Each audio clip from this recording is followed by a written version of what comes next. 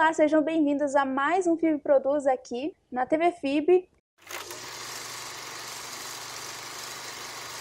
E hoje a gente resolveu fazer uma coisinha um pouquinho diferente, falar desse pós-Oscar, das indicações, de quem foi os premiados, se foi justo ou não. E com certeza eu não poderia falar isso sozinha, que a gente está aqui hoje com a professora Liene, com o professor Álvaro, que vão falar pra gente aí a opinião deles, de como foi essa premiação. E para começar, eu resolvi falar um pouquinho da parte mais técnica, que Roma foi que levou, né, de direção e direção de fotografia, e que isso teve um grande peso pro filme, que veio de uma plataforma de streaming.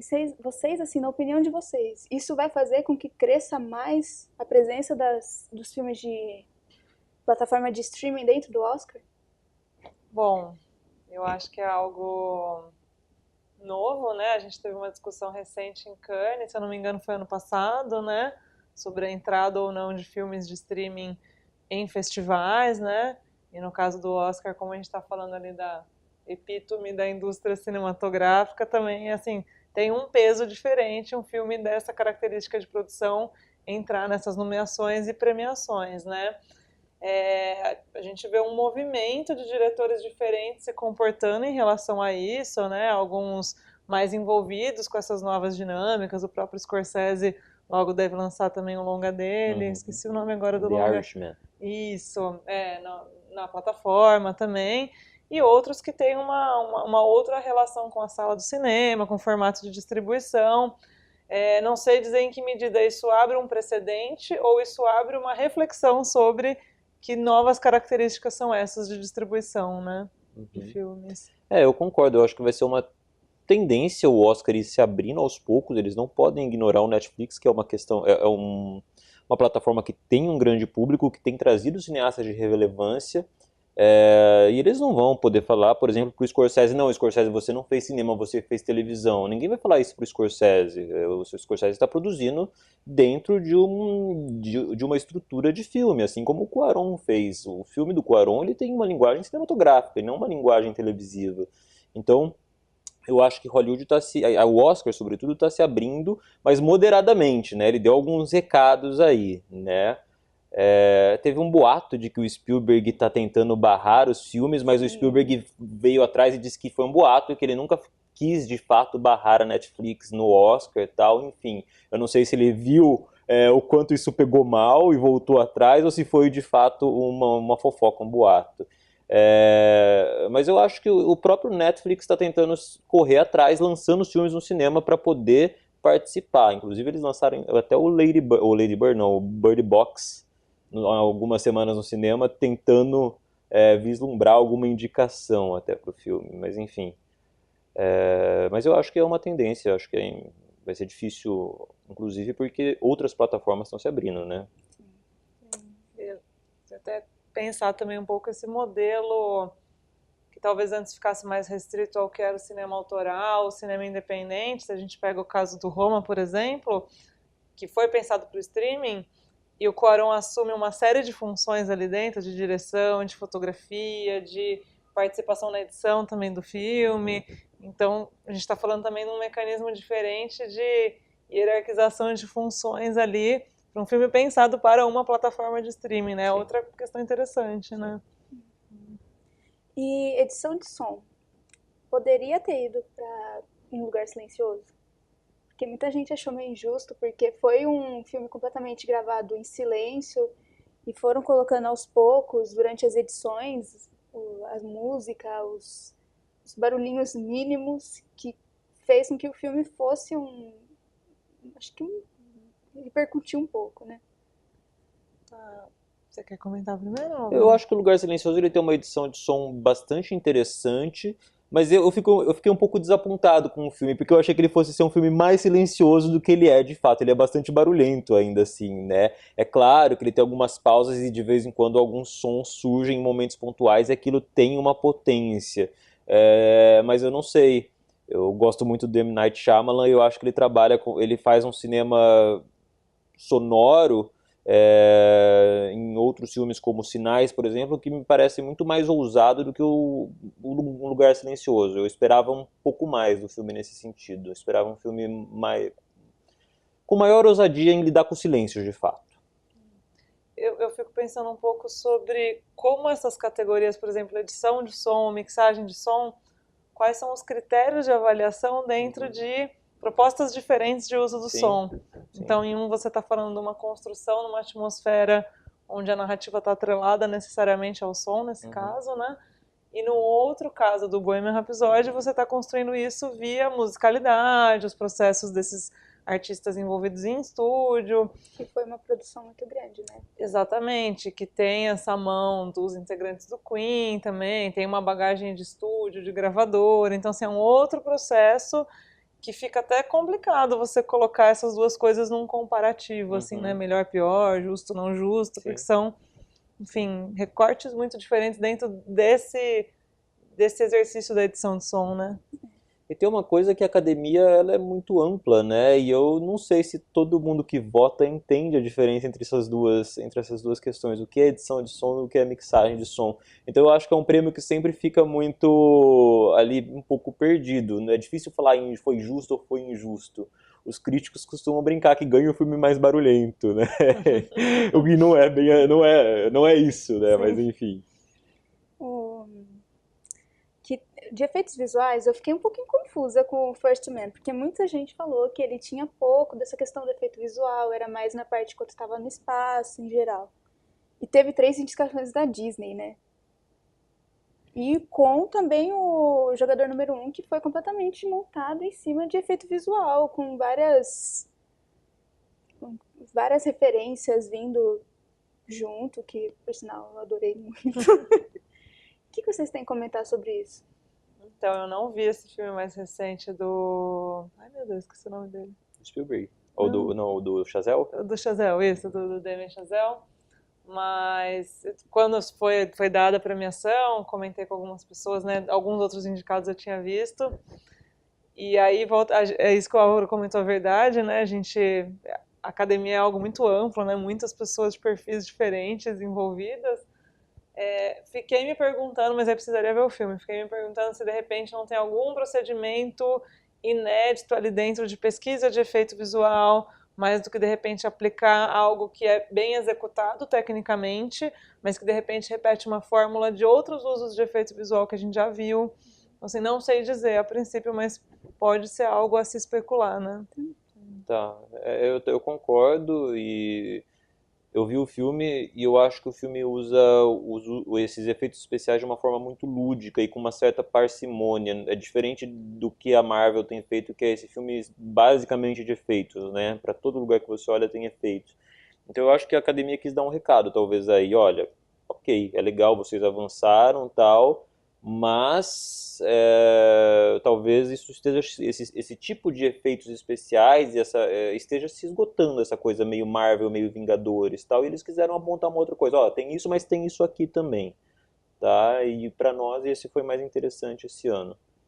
Porque dentro da Disney mesmo foi uma diferença que teve, né? Porque teve a parte dos Vingadores e também teve do Christopher Robin.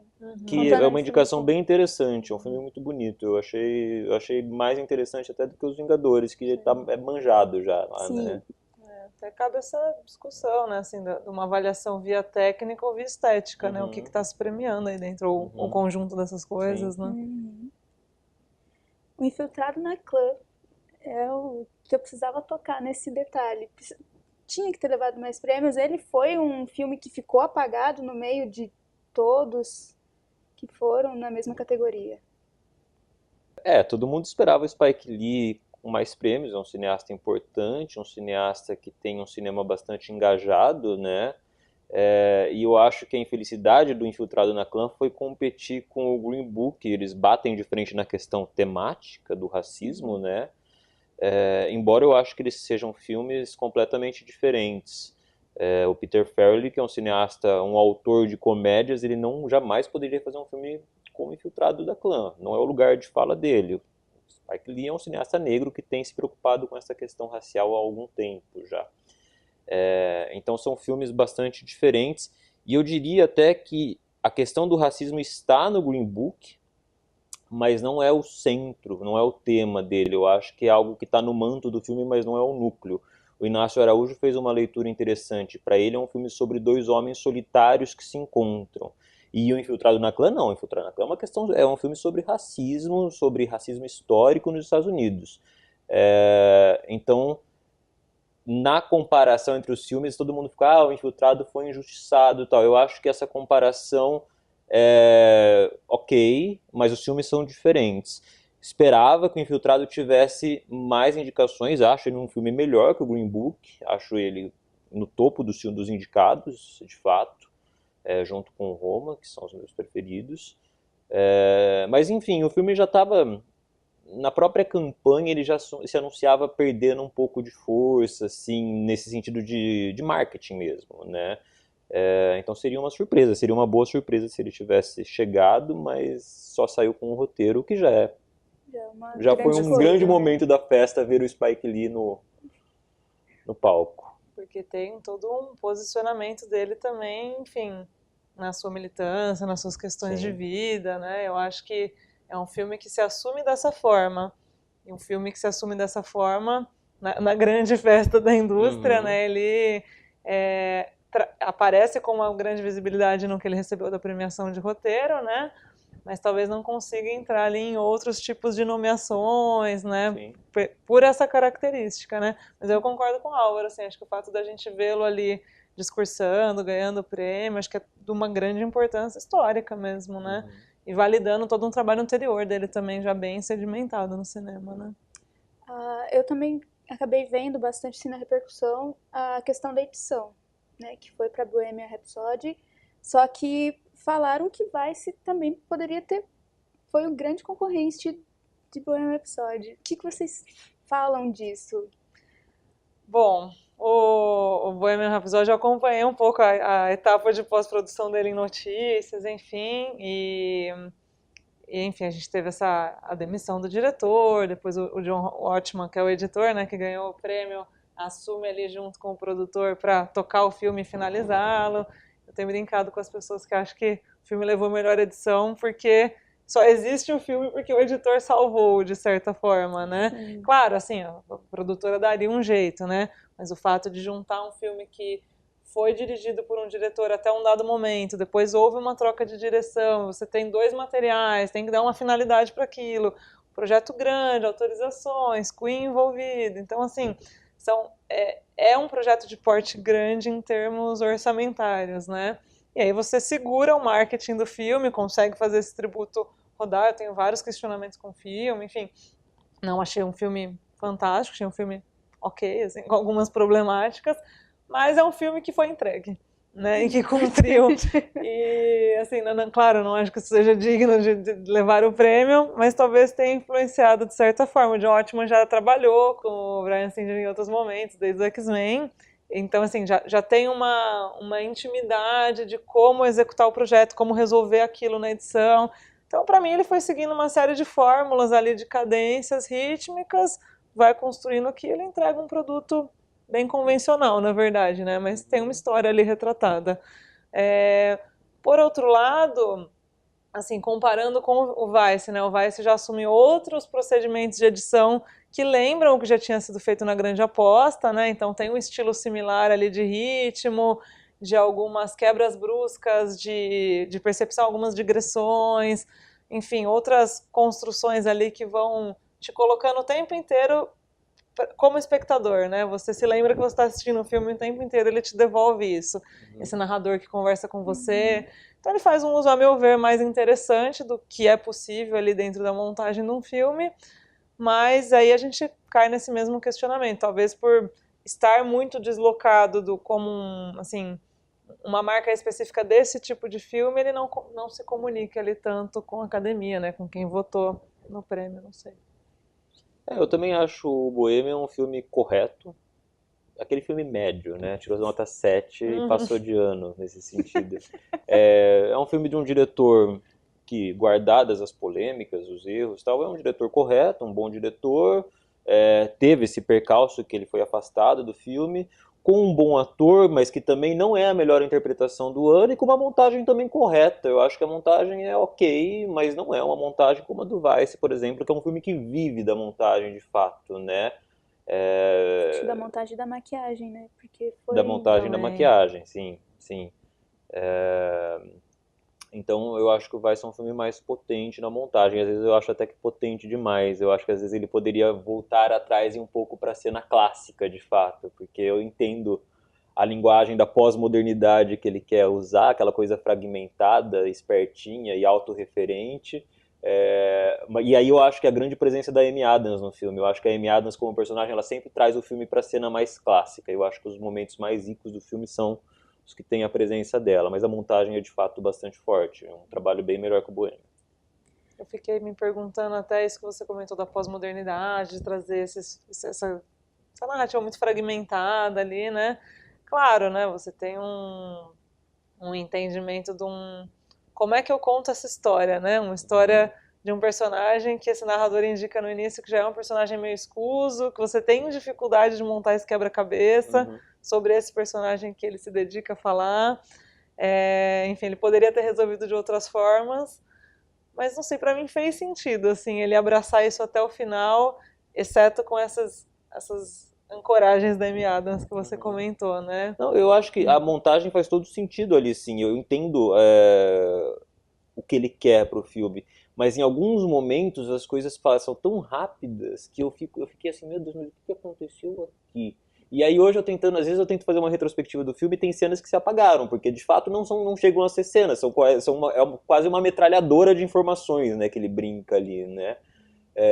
Então é um filme difícil, é um filme que eu acho que precisa de revisões, e eu só ouvi uma vez só. E o Oscar desse ano foi mais os filmes de bilheteria do que os. Que sempre tem os mais. Como que se fala mesmo? Os Independente. Independentes. Foi mais de bilheteria. Conta que teve aí, né? Um filme de super-herói indicado como melhor filme. Acho que não necessariamente, ó. Do que eu tô me lembrando agora, a gente teve 3 filmes estrangeiros concorrendo a melhor filme, né? Teve Sim, A Favorita, teve o Roma, teve Guerra Fria, que é um projeto polonês. sim. 3 filmes de 10 ali nessas indicações de melhor filme. Acho que há uma mescla, talvez, né? Dentro disso. Eu acho que sim. Não foi, eu acho que o Oscar mais ousado, não foi o Oscar de 2005 com os Coen, com Onde os Fracos Não Têm Vez, e com o Paul Thomas Anderson com Sangue Negro, que eram filmes super difíceis, super, enfim. Mas eu acho que teve um equilíbrio. Eu sinto falta só do First Reformed, que eu acho um filme incrível, do Paul Schrader, com o Ethan Hawke numa interpretação incrível. É, E sinto falta do filme. O Paul Schrader é um cineasta que vem da nova Hollywood, nunca foi de fato reconhecido pela academia e foi indicado só ao roteiro aí esse ano. E aí acho estranho ele ser esquecido e colocarem o grego, o Ai, Yorgos Lanthimos, Sim. que é um cineasta uma carreira recente, né, e de repente explode assim em Hollywood com um filme inesperado, assim, um filme ousado, um filme estranho e é uma surpresa até a academia reconhecer um filme como esse, assim. Eu fiquei pensando talvez um pouco a força desse filme, dada a construção dele, né?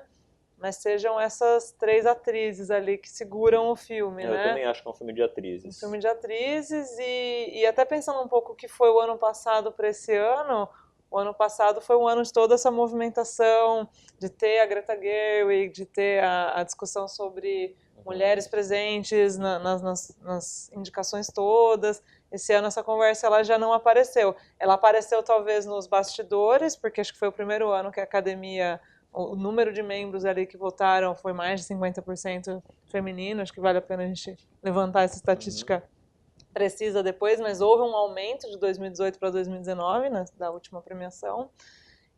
Eu fico com a sensação que talvez o Oscar esteja tentando, de alguma forma, se conectar o marketing do próprio prêmio com as pessoas, né, com os lares norte-americanos, então, como um evento com Ibope, talvez até um pouco por conta disso o Green Book tenha aparecido ali nesse prêmio. É um filme que, como achei muito bom isso que você colocou, né, de 2 personagens solitários, né? Eu tinha feito uma leitura mais de um filme baseado na perspectiva do Viggo Mortensen, Uhum. né? Quem é esse personagem branco que se coloca num processo, não vou nem chamar de desconstrução, mas de se relacionar, abrir um pouco seu olhar de mundo, talvez partir de uma outra parcela da população para conversar sobre esse tema, né? Uhum. Não do lugar de fala, mas do quem é a figura racista e como é que você passa a enxergar o outro, desenvolver um mínimo de senso de empatia, né? Uhum. Então, fiquei pensando um pouco nisso, assim, se talvez a gente não esteja nesse momento da premiação dela tentar conversar mais, né? Para além de um recorte ali de bolhas, não sei. Não, eu acho que você tem razão. A questão do Ibope tem sido uma questão há anos para eles, né? Porque ano após ano eles perdem Ibope no Oscar, né? Então eu acho que eles tentaram balancear o máximo possível a festa, né? Inclusive com essa questão dos não apresentadores, né? De não ter um apresentador fixo. Então a gente não teve nenhum momento de piada política ou eu acho que até nisso o Oscar foi muito ponderado, até no mau sentido, eu acho. Foi muito careta quase esse ano. De não arriscar no sentido de não querer desagradar ninguém. Tá? Que até ia fazer uma pergunta mais ou menos disso, que se a academia esse ano foi mais representativa com as indicações, ou se é realmente essa questão do Ibope deles. Me parece que foi um dos Oscars com maior presença de indicados negros, se eu não me engano, de Sim, fato. de Eu sinto premiação falta de também. indicadas mulheres, ainda sobretudo tinha um filme incrível, dirigido por uma cineasta, eu não me lembro o nome dela agora, mas ela dirigiu aquele Inverno da Alma, que foi um filme que concorreu há uns anos atrás, e agora ela dirigiu um filme incrível chamado Sem Rastros. E ela foi aparecendo em várias premiações, em vários festivais, e todo mundo estava meio que apostando que ela ia chegar ao Oscar e não chegou, acabou não indicada nada, assim. Então ainda sinto falta de cineastas mulheres. No ano passado teve a Greta Gerwig, né? Mas poderia, a Kate Bigelow poderia estar lá junto ano passado também. Então ficou parecendo uma coisa do tipo assim, não, uma tá bom, assim. Então eu acho que ainda é uma ausência, ainda que haja essa questão de alguns filmes como um filme como A Favorita, que é um filme que vive ali daquela atuação das três atrizes, né? Mas acho que as coisas estão caminhando. Acho que tem camadas também de discussões do que é a representatividade, né? Junto com as nomeações. Então, por exemplo, o fato de Roma ser um projeto de língua não inglesa, né? Sim. E ter essa protagonista que é indígena, enfim, que não é atriz, que é uma não atriz, que se projetou ali por conta do filme. Isso é muito interessante, na verdade, né? A gente abre outras pautas de discussões de representatividade junto com as nomeações, né? Que temas são esses, como estão sendo abordados, quem são as pessoas envolvidas nos filmes. Mesmo o caso da Favorita, né? Um filme de 3 protagonistas, onde os diálogos se ancoram 100% nessas 3 mulheres, ali com inserções muito pontuais dos outros interlocutores delas, né? Mas são 3 figuras muito fortes. Acho que é um pouco o que levou o filme ali, né? Mas tem uma coisa que pra mim é muito marcante. A segunda vez que o Cuarón ganha um Oscar de melhor direção e não ganha de melhor filme. Ele perdeu Gravidade pro Argo e perdeu agora o Roma pro Green Book. E isso as pessoas comentaram muito, né?